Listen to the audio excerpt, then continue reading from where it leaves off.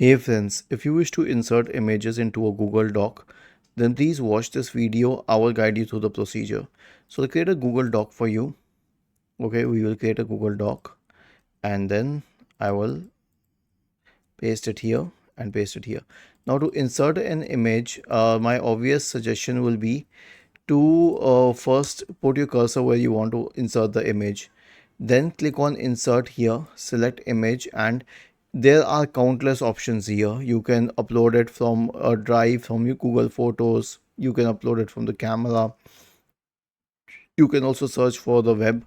But let me try uploading one image from the computer to show how it's done.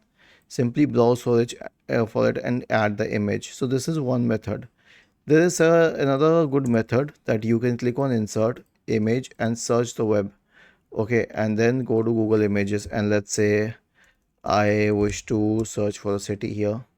Okay, and then I can directly pick this image and insert it.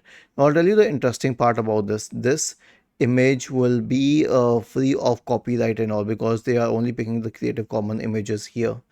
Was this helpful? If yes, then please subscribe to the channel. If not, then let us know in the comment section of the video on how we could help you further.